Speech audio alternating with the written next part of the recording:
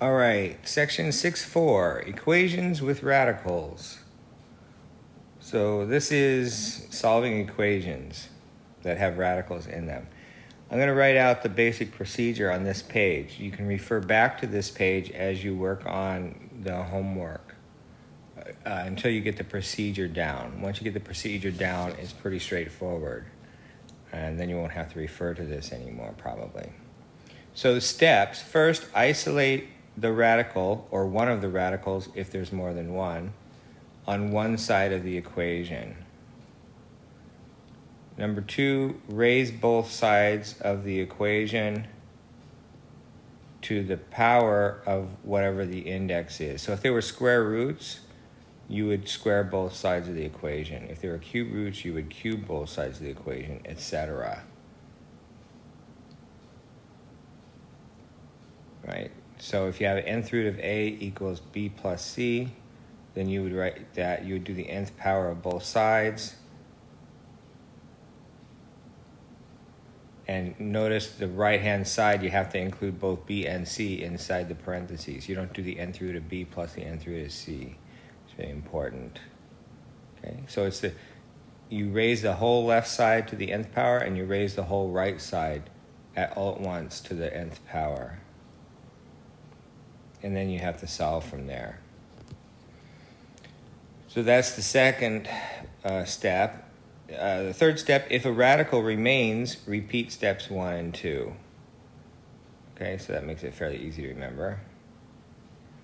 If you start off with 2 radicals, sometimes you have to get rid of the one, and then you have to repeat the process to get rid of the other one sometimes. And then you solve the resulting equations, because the resulting equations won't have any radicals in it.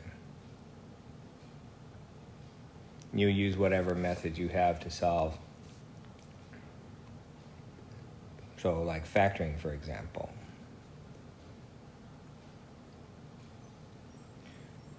And then check all the solutions in the original equation. You should always do that when possible.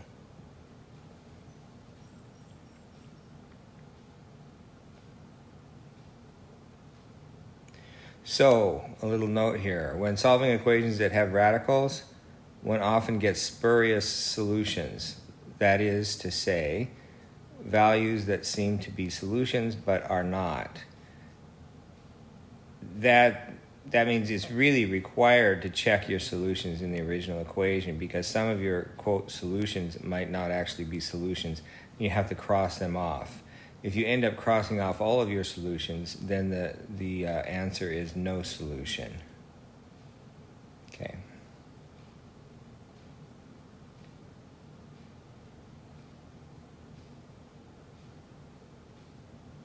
So that's all I'm saying here. The spurious solutions are the ones that you would cross off. It's not quite clear from the way I worded this, but that's the way it goes. So it says you find these by checking them in the original equation and eliminating any solutions that don't work from the solution. Any that don't work from the solution set. By doing this, you could get the empty set, i.e., no solution. Okay. So that's our first lecture video on that.